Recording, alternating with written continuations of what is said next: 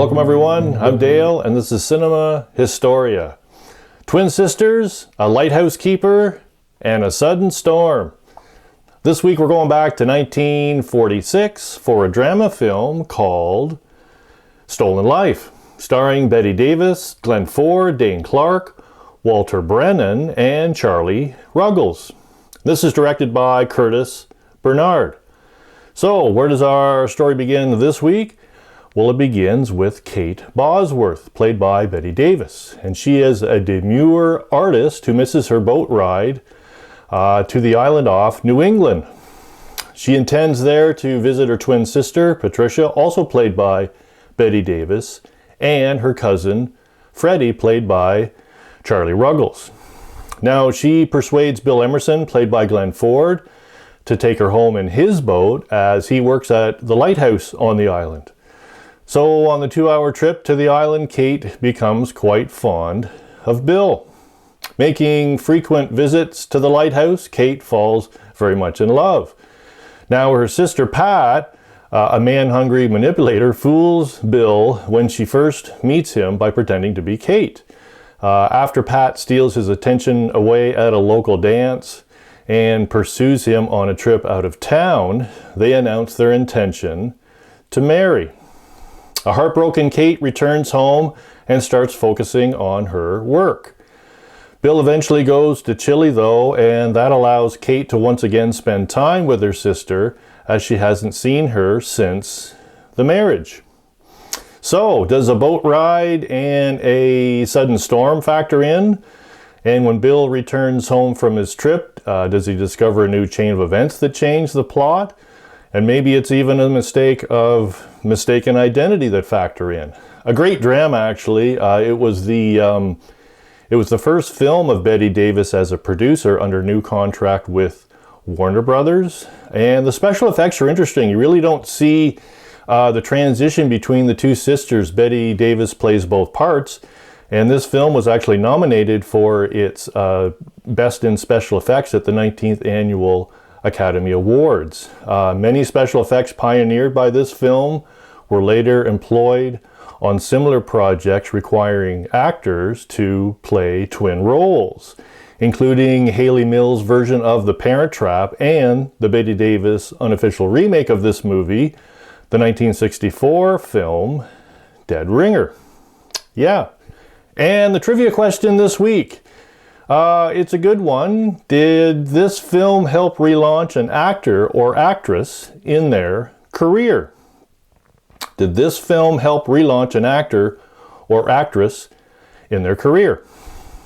So, a little more history and the answer to our trivia question coming up next.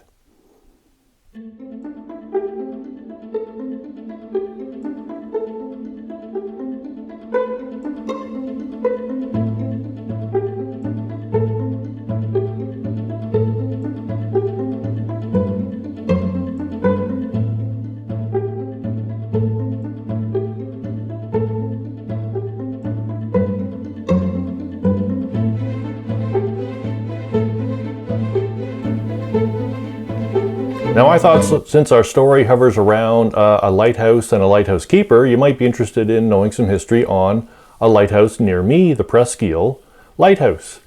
So, Presqu'ile Point near Brighton, Ontario is roughly halfway between Toronto and Kingston. In 1795, John Graves Simcoe, first Lieutenant Governor of Upper Canada, ordered the peninsula of Presqu'ile to be surveyed in preparation for a future township. In the early 1800s, the peninsula was to be the site of the capital of Northumberland and Durham counties, being named Newcastle. Now, shortly after the location was discovered as inconvenient, and as the site was isolated and the harbor could be difficult for access. So Amherst, which is now called Cobourg, Ontario, became the district town. By 1840, Upper Canada had a population of over 430,000. So Lake Ontario served as a terminus for several canals during the 1820s and 1830s. In 1837, the land was surveyed to construct a lighthouse at Presqu'ile Point. The 69-foot lighthouse was completed in 1840. Now, originally being built out of poor quality stone, the building started to deteriorate, which led to being strengthened with wooden frame and protected with cedar shakes in 1894. A pair of range lights on the northeastern end of Presqu'ile were installed between 1850 and 1851, and when the Murray Canal was constructed between 1882 and 1889, new range lights were installed. The lighthouse keeper's residence was completed in 1846, and William Sweatman served as the first keeper until his death in 1871, and he was succeeded by his son. Now, a fog light building was added in 1906, and the building was tore down, though, in 1948.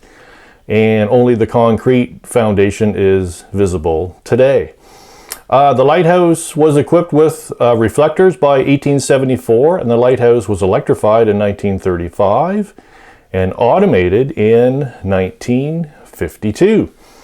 The lantern room was removed and currently displays a red 500-watt modern optical. And this lighthouse is the second oldest operating lighthouse in Ontario. Today it is part of the Presqu'ile Provincial Park. I'd like to give a big thank you to the people that work in the park. These photos that you looked at were right after Christmas, December 29th, right after our big blizzard, and there was a lot of trees that went down, so they had to do a massive cleanup. So a big thank you to those. It's a very popular spot, and some of the reasons why Presqu'ile is so popular, there's over 300 car camping sites. There's a 2.5 kilometer sandy beach. There's a 1 kilometer marsh boardwalk trail. There's walking tours, and the reason why is because there's 16 kilometers of trails and paths. It's open all year round, and of course you can see the lighthouse. Even by the lighthouse, there was donated a standing telescope, and you can look over Lake Ontario from that spot. Pretty neat. And if you want some more history on Presqu'ile, I did a movie review just before Christmas called Holiday Inn, the film from 1942, and in that review, I did the history on the Presqu'ile Hotel. Before it was a provincial park, there was a hotel there built in 1905. You might find the history interesting. So, the answer to our trivia question. Did this film help relaunch an actor or actress in their career? Yes, it did, and it was an actor. This film, along with his previous post-war picture, Gilda, in 1946, relaunched Glenn Ford's career after spending 2 years in the U.S. Marines during World War II. And Glenn Ford actually was from Quebec, Canada, originally. And I have this movie, Gilda from 1946. It's with Glenn Ford and Rita Hayworth. Great movie if you'd like a review, or if there's another review that you'd like, please leave it in the comments. It was a lot of fun doing this one. Oh, there's a fog rolling in, so I'm going to have to sign off. Thanks for watching, everyone. I hope to see you back next week.